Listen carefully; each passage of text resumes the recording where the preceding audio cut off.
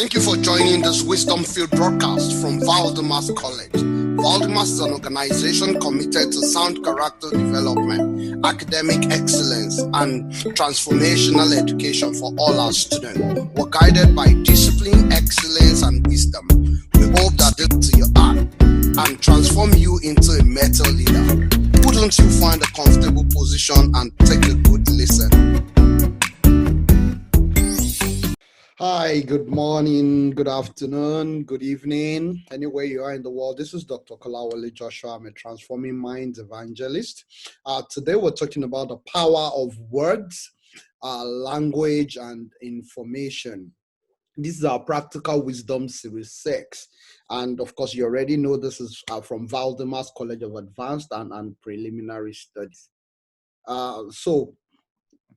What is a word is a single, distinct, meaningful element of speech or writing used with others or alone to form sentences and typically shown with space on either side. This is just the definition.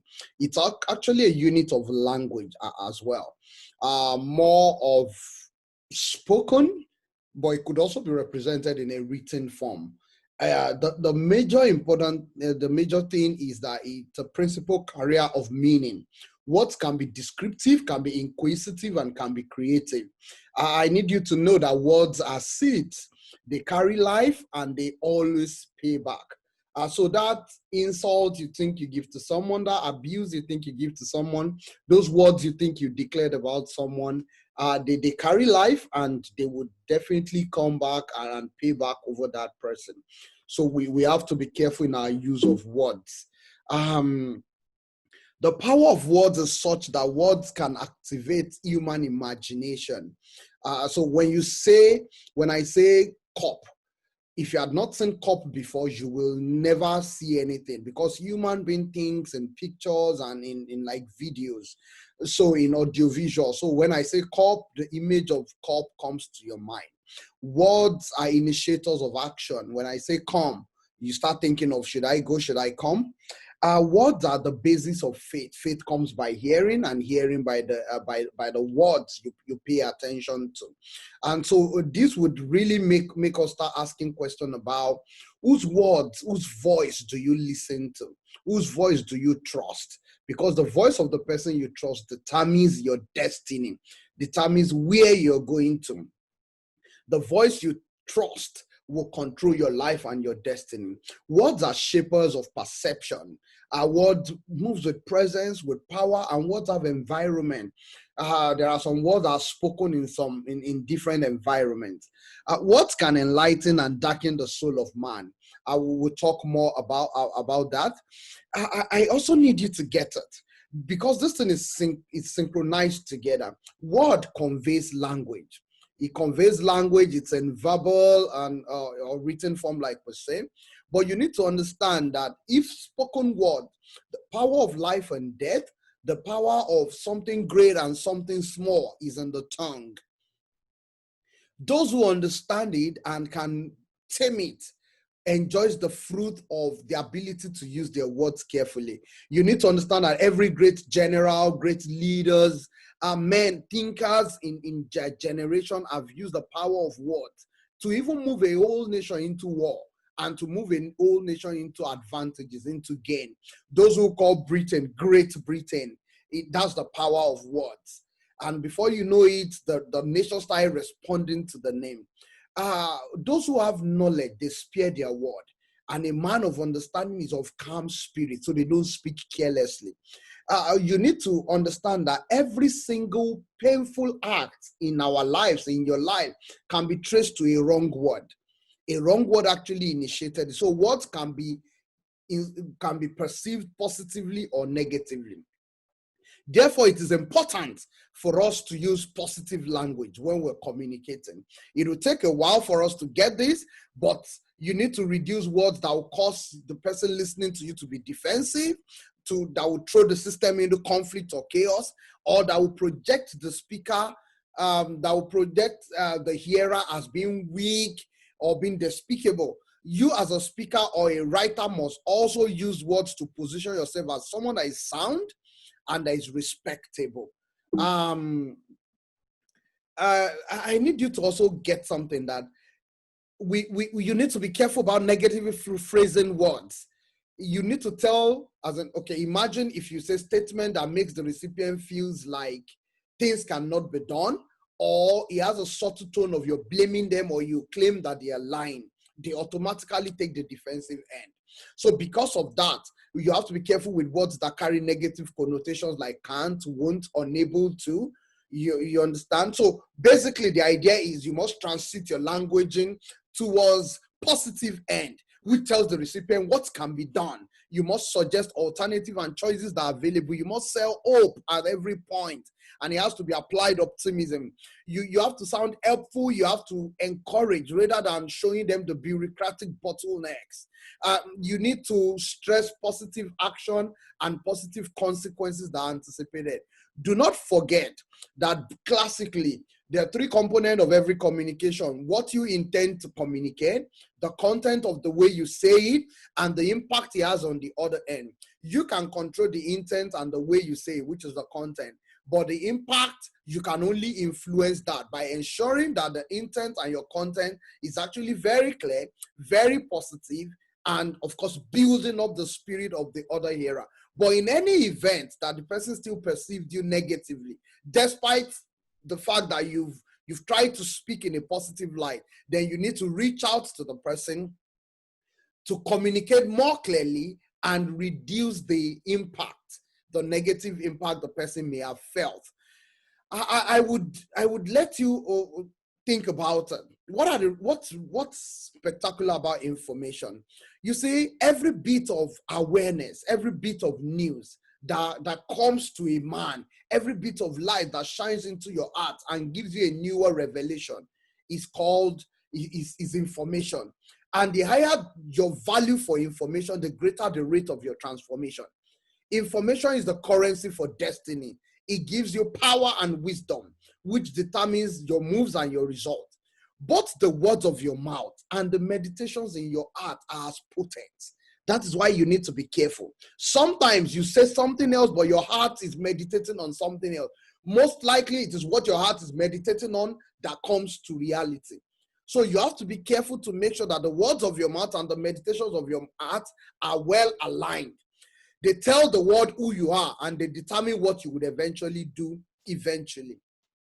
All decisions in our life are information based. You need to get that. The higher your understanding of information, the higher the understanding you have about a scenario, the calmer will be your spirit man. So that is why you need to be an ardent learner. We get information from academics, and I use academics as a general definition for where we get taught. It could be an environment, it could be a culture, it could be an institution, it could be like a church, a mosque, it could be any system that can train you, a school, any system that can pour knowledge into you, that can train you, any vocational system, any organization within the family. You are told what to do, what not to do. Within a community, you are told what to do, you're taught an idea, your data is given to you, you're taught an idea. However, when you are alone and you can intellectualize, when you study on your own and you can break down what you're being taught and you can reform it into another realm, that means that what you've been taught has changed you. That is when you get educated. Whereas the more important part of this is that as you continue to be diligent in your study, in becoming educated, you start getting revelation. And revelation is superior to education and academics. And you need to understand that you are a spiritual being as well as a physical being. From the spiritual realm, you're integrated with the soul. On the physical end, both ends have the ability to see, to hear, to feel, to touch, to perceive. For the spiritual and soulical realm, you could say feeling and touching could be like heightened sense of discernment, the ability to just know things. It could come as intuition. You understand? And of course, you get information from the physical realm with what you see, what you hear, what you feel or touch, what you smell, and what you taste. I need you to understand this DIKW hierarchy model. There are actually four realms of communication. Let me explain this. There is what we want to do. The next level is how do we want to do it? I want to go to school. How do I go to school? But the most important thing is, why do I want to go to school? I know when I go, I get informed, and it is when I get informed, I get transformed. When I am uninformed, I become deformed. And trust me, poverty, ignorance, and disease, and even the symptom of being a victim, the four of them work together. And so if you don't have enough why to conquer this, the threshold in this four, you probably won't know how to even go about it. But you see, it's always important to know that after you are being well taught, the next thing is what next. What next will now take us to this graph that you have before you. You see, we all have access to data all around. This data, when well structured, becomes information. When you cognitively arrange them properly with great understanding of patterns and trends, it becomes knowledge. When you transit from this knowledge realm, the philosophy realm, and you transit into an ideology realm gradually, it becomes a belief structuring. And at that level, you're understanding principles that drives the patterns, principles that drives the trend. These principles is the foundation of your transition between knowledge and wisdom. So it becomes very funny that you cannot be wise except you are well knowledgeable. So you need to be an ardent learner. And of course, we've seen a lot of wisdom in the whole world, but you will not achieve transformation or any form of innovation if your imagination cannot structure things. You need creative imagination. And that is what differentiates a real man, a true man, from other men. Your mind must be self-transforming. And that's the realm where meta leaders operate. And so you need to get to that realm. So you need to understand that data is important all around you. You need to observe, you need to study, you need to intellectualize information and convert them to knowledge. You need to understand the principles driving those knowledge, not just the methods, but the principles that are driving that knowledge so as to get wisdom from it. And let me not deceive you, Africa loves power. We love the dynamics of things working miraculously, but the world runs on processes. The world runs on wisdom. So because the world runs on wisdom, you need to understand principles. You need to understand the principle of how things are being done and how it is being sustained. When you understand the principle, you can always reproduce it continuously. And that is the realm that transmits into wisdom. By the time you now get into wisdom, you keep intellectualizing, you keep using your imagination, more revelation is released to you because you keep asking what next. You stay curious, you stay adaptable, you stay nimble, and with your understanding the imaginative transformation process in the human mind, you convert whatever wisdom you have into an innovation. And then they tell you you have innovated. You have changed the course of human history. You have shaped human culture. So innovation is critical and is resting wholly on information. So if you're not informed, you cannot innovate. And that's very, very critical. You need to understand that you don't need scattered information to reign in life. You need organized information. Hence, you have to be orderly. You have to be well structured. So you reign or you rule, or you're ruled by the access to the organized information you have, either spiritually, intellectually, or sociophysically. You have to master the art of assembling, analyzing, organizing, and disseminating information. Don't just say, it's many people that came for the program. You must be specific. What's the number? Divide them. If you need a certain amount of money, you must be specific. It must be specific. It must be measurable. At every time, it must be realistic. Of course, time bound is also part of the measurement because time is also measured. All decisions in your life are definitely information based, and these decisions carry consequences that alter your destiny. Maturity comes when you have the advantage of handling information very well. Faith is also a conviction based on information. So at any point where you see that you have fear, that means you have lost your gap in the realm of some information. So you need to get some information to wipe away the fear so that faith can be restored. Organized and applied information is the currency of your destiny. The same way fuel is to a vehicle, so is that to your vision. The difference between success and failure, those who are prosperous and those who are poor, royalty and slavery, winning or losing, is basically access to organized and applied information.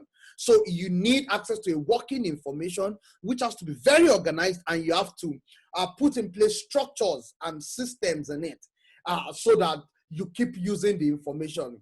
You need this information to be free from frustration, because until there's a change within you to pursue information diligently, there cannot be a change without. It was Abraham Lincoln that says, I do not think much of a man who is not wiser, who is not more informed, who is not better trained, better aware of himself, of his realities and realism today than he was yesterday. So I do not think much of that man means it wouldn't amount to so much. So at any point where you lose guard, where you drift away from information, where you are not studious, you have a chance to remain stupid. And when you're not studious, you're not pursuing after knowledge, which will be translated into wisdom, then that means there's a very high chance for the person to be foolish.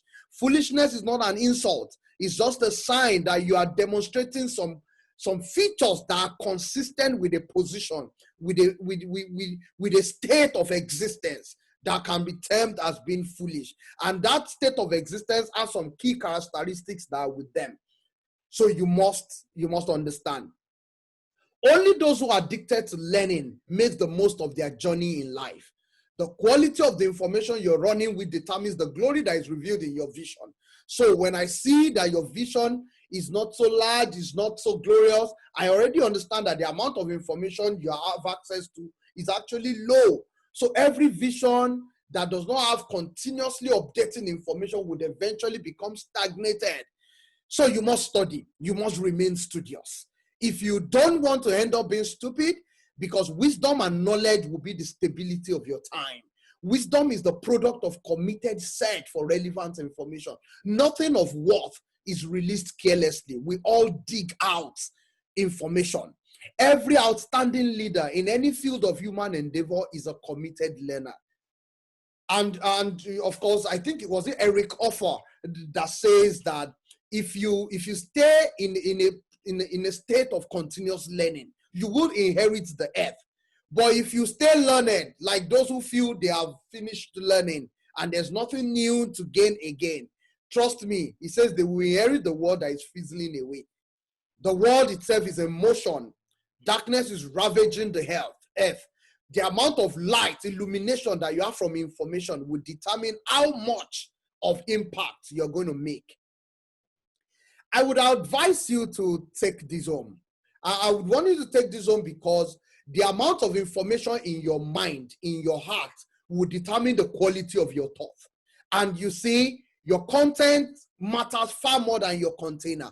So you need to invest heavily into your content. You need to invest amount of spiritual information, mental and mind transforming information, health information, financial information, relationship-based information, because they will determine your thought. And your destiny starts from your thought. And your thought is a function of the quality of information that you have in that thinking, the amount of words, the amount of language, and the amount of information that is there. Because when you sow a thought, you will reap an act. When you sow an act, you will reap a habit. When you sow a habit, you will reap a character. And once you sow a character, over a period of time, you will reap a destiny. So it was Mike Murdoch that says, humans don't get to decide their destinies. All you have the opportunity to decide is your habit. It is those habits that integrate together to form your destiny. So the idea is the amount and the quality of information in your mind, in your heart, is very key. How well those information are in the positive realm is very key. So I need you to increase the quality of your thinking. I need you to increase the nimbleness of your skill. I need you to improve the strength of your character, because these are the things that will determine your act, and your act would eventually become your habit, and your habit would integrally become your destiny. I would also like you to know that you must improve the intent and the content of your speech. Ensure that your language is always positive. Avoid the use of negative words. always find a better way, a better positive way to present your case. Understand your audience and watch out for the impact of your communication on them. The attitude with which you communicate matters. And I'm going to leave you with this. Once you open your mouth, you are telling the world who you are. So you must ensure that you're telling the world something great about yourself. Because I can see you, you are eternal excellence. You are the joy of many generations. And thank you so much for listening once again. This is VALDYMAS College of Advanced and Preliminary Studies, where a place of eternal excellence and the joy of many generations. We are the industry standard for access, for quality, and for relevant education. We lead the way in in-class, and we also have our innovative 100% online education. VALDYMAS is all the way. Thank you so much.